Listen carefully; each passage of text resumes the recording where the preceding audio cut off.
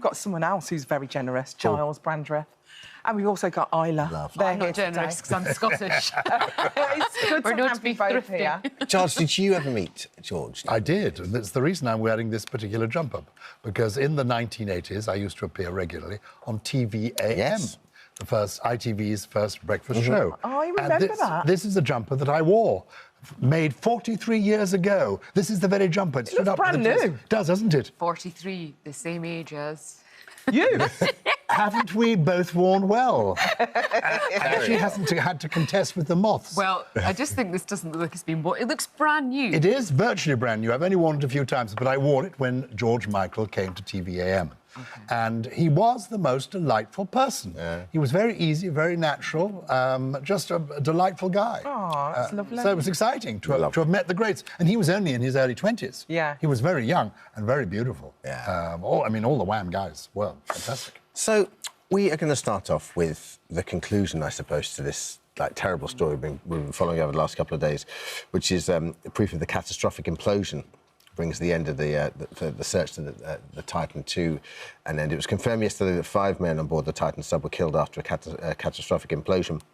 A senior official in the Navy confirmed an existing secret system designed to pick up audio heard the sound consistent with an implosion, I think on Sunday. But obviously it wasn't conclusive, so they had to carry on searching. I mean, the one thing that any expert you see interviewed on the television just says, well, at least they died instantaneously. It is the only thing of comfort, I guess, for the family, is that they wouldn't have even known. So the pressure down there, it's huge. It's 4,000 tonnes per metre. They say it's like the weight of the Eiffel Tower. So if there was any crack or anything, they wouldn't have known. It would have just, It would have gone quick. Yeah, exactly. But that whole section is gone.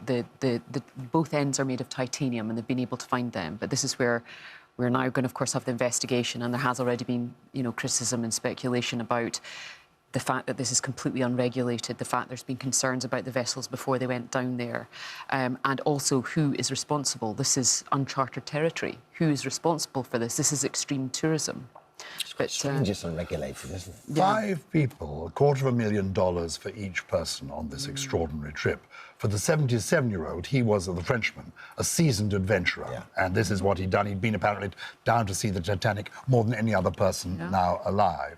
But the real tragedy for me was reading the story of the 19-year-old boy who went very nervous, very apprehensive, but because it was Father's Day, he went because his dad was so excited. Yeah. So that is really a tragedy. But the whole thing is a tragedy, and I think it's caught our imagination because of this small vessel, because actually seeing all the people trying to come to help was encouraging, but also because of the Titanic itself. Yeah. That story has caught our imagination for a century. Yeah. It is the draw, but I think it's also important to acknowledge, and we should have space for more than one tragedy, and that 100%. Is, of course, the, up to potentially 750 people who are on that capsized migrant vessel off Greece. You know, there's at least 100 children dead there, but because of the Titanic, the fact these 5 people were all wealthy, that there's just way more attention and resources that have gone that way. But I think we do need to acknowledge all those lives lost at sea. Well, I love the fact that you've just brought it to the attention of the nation. Thank you.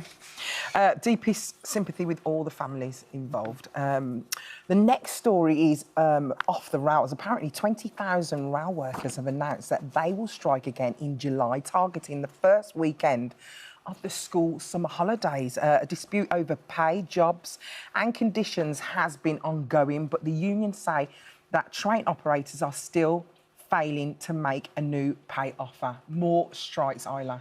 It's Groundhog Day, and when is it going to end? And as we have discussed many times, these strikes are often timed for when it's going to cause the most disruption. Yeah. So we've got the first 2 weekends of the English school holidays, which is when we're going to have these strikes. And I don't have an answer. They're wanting this 8.7% pay rise. Sorry, that's what they think it's a reasonable ask, the cost of living, but that's a greater ask than the nurses are asking for. So, but I don't know. I mean, I think, as I've said in the past, there's sympathy for the NHS, and of course we do praise and respect our train workers and rail workers, but when it's causing the normal people, again, the disruption, the upset, when you've finally got your holiday, it's not ideal timing. Do you think the public are actually supporting this, Giles? I don't think they are. anymore. I mean, obviously, we're going to have a strike. You want to have maximum impact. That's why they're doing it when they are. There's no point having a strike if no one's going to notice. Yeah. So it's bringing it to our attention. That's why we're talking about it. But the truth is, all the surveys show this, that with the nurses, the public was very much in sympathy. With the rail workers, less so. So it's a difficult one. And it is a challenge for everybody involved. We've had yesterday this increase in the rate, the bank rate, which is going to mean increased mortgages. And one of the reasons that's happening is to try and bank down inflation. And if you give inflationary wage rises, it fuels the whole thing. So it's pretty complicated. Yeah. It is complicated. I had an interview with Mick Lynch last week on Newscast, and it was very measured. And it was really interesting with, I think it was with Adam Fleming on Newscast. I don't know if you listened to it. Yeah, I do. It's very good. And, you know, because the headline is more strikes this summer, it's obviously going to be very inconvenient for people. And he made 2 points that I didn't know. He said, firstly, and this is obviously his opinion, so I haven't fact-checked any of this, but he said the rail companies are going to be compensated because they're part owned by the government. So therefore, if he was... Ironically, if the union were negotiating with a private company, the private company would be losing a lot of money. So therefore, they'd want to get around the negotiating table quicker, but they're getting compensation. He said the second thing is that the union have been asked to give up the right to strike pretty much before they'll sit down. So he said, well, you're taking away the only weapon we have. So he was just saying, and like I said, it's only one side of the argument, but he was just saying, we're willing to sit down, we're willing to talk, but they're not engaging with us. And they're trying to take away our basic right of negotiation. It's just interesting to hear that side of it that I don't think is heard enough on the media. Yeah, no, absolutely. And also, I think it's important that it's not just about pay rises. It's also about conditions, how many people are on the trains, how many are manned, etc., etc. So it's a bigger issue, and it does have safety implications as well. There's a lot of apprehension in the railway industry about going more automated, and they're going to have fewer people on the trains. And there's a lot of fear in the background as well. Yeah. I just feel sorry for the families. It really does hit us hard, you know what I mean?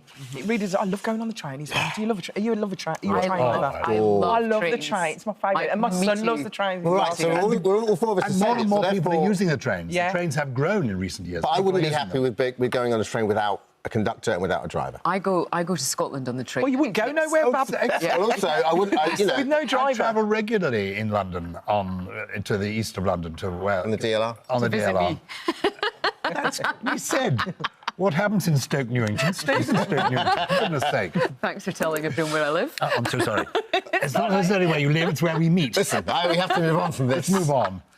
Unholy trust that's happening over there. The King's Horse wins at Royal Ascot. So King Charles and Queen Camilla watched their horse Desert Hero win the King George IV at the Royal Box at Ascot yesterday. It's the first win at Ascot, the first time the event's been held since the Queen passed away. And obviously, I guess he's inherited the horses, has he? He's inherited all the horses, and we heard that he was slimming down on the number of horses that he owned.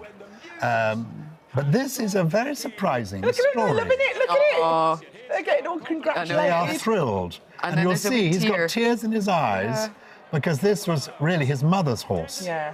And you can see it's very emotional. She has a few tears as well. Both of them. Overcome with emotion. Bless them. There was a great shot because the great Frankie Dettori is retiring this year, and I don't know if you saw in the papers this morning. It's a wonderful shot of him giving, and he won yesterday, 18-1. And it's a great shot of him giving Camilla a massive kiss, which is just Look at them, we're smoking. Yeah. Did she like it? She looked like she was having a great time. Did she get involved? And he jumped off his horse. Yeah. But what's interesting about this is that people in the racing world weren't sure that the new king was going to be enthusiastic about racing in the way that the late Queen was. And they were really nervous.